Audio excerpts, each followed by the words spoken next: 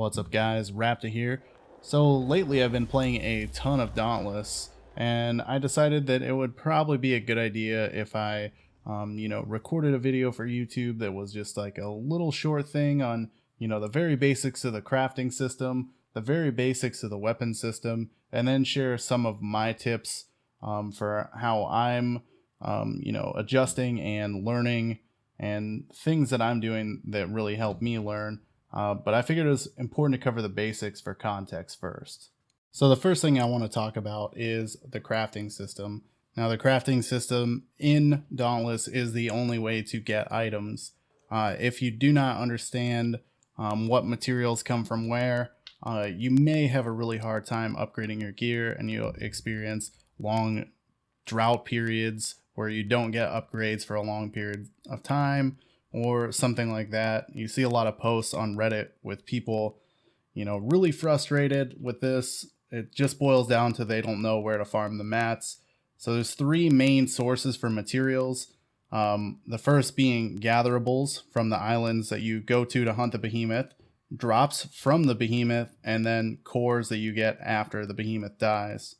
The first, gatherables, are just simply mining nodes, flowers, volcanoes, wisps, mushrooms, and whatever all over the island where you hunt the behemoth. They drop different things depending on the environment that you're in, so be wary of what drops where. The next form of material comes from boss drops. Some are guaranteed to drop when the boss dies. Others require you to break certain body parts from the boss. Whether they detach or not, you'll experience like a little stun or something like that. And then the third and final type comes from cores. Cores are a guaranteed drop. They drop in different rarities: common, uncommon, rare, and epic at the end of every behemoth. Next, I just want to talk about the very basics of the weapons and how they change your playstyle and what's different about each one of them. So the first weapon I'm going to talk about is the sword. The sword is just kind of like a general all-arounder. It's moderate damage, moderate speed, moderate mobility. You got to be pretty close to use it. It's a sword, has no ranged attacks. I've heard you can trip behemoths with the elemental attack that comes out of the special. I've yet to accomplish that, so I'm not sure if it's true. But you can also infuse your normal attacks with some elemental damage after you use that special. The next weapon is the axe, something that I am clearly terrible with. I've never used the axe before. This video right here, I'm terrible. But the main characteristics of the axe are charging. So the left click is a stationary charge. It comes in 3 stages. The right click, also a 3-stage charge. The difference is that you can move while doing it. When you land a charged attack, you fill your special meter, and when your special meter is full, you can cash it in for some extra damage on your next attacks.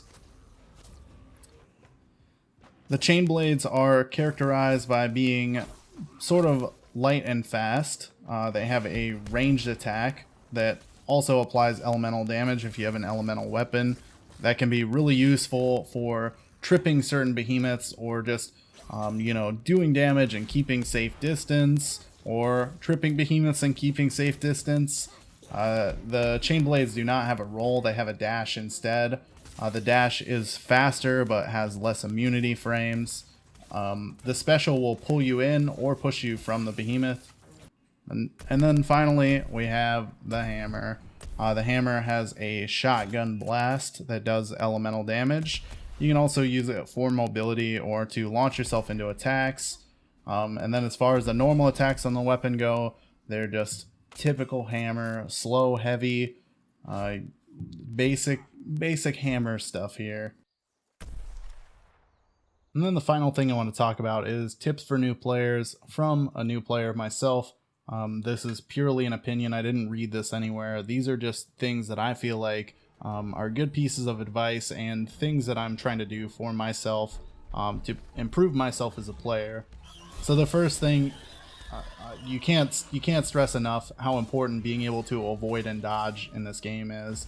The first thing that I wanted to do was just get up there and go nutso berserk, ham bone, do as much damage as I can to this dude, to the behemoth or whatever. That was not working out. I was dying a lot, and when you're dying a lot, what you're actually doing is you're costing your party, damage.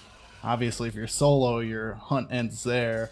But if you're dying a lot in a party, you're actually costing them damage because one of the other 3 guys now has to stop his damage and come pick you up. So now you only have 2 active damage dealers, assuming they're both actually dealing damage to the target.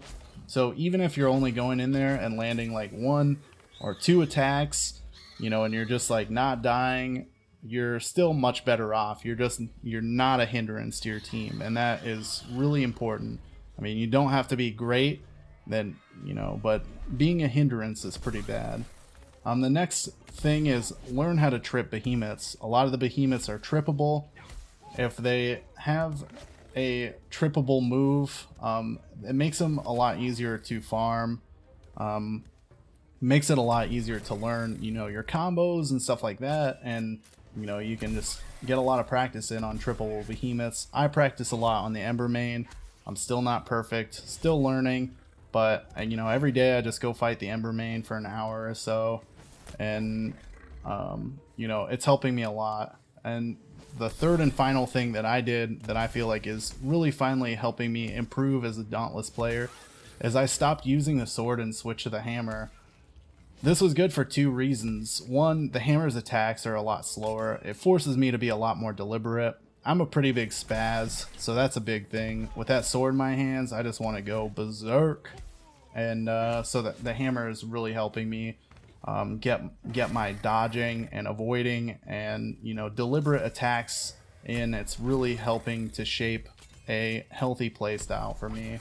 And so I would advise, if you're a new player, maybe just try the hammer or the axe and try and slow it up a bit if you have a similar problem. As always, guys, thanks for watching. If you enjoy my videos, don't forget to subscribe to my YouTube channel. You'll get notifications when I post new videos, or if I happen to go live. You can also find me on Facebook. My page is called Wrapped Alive. I don't have the luxury of having a custom URL, so you'll just have to find it. Anyway, again, thanks for watching, and I'll catch you guys in the next video.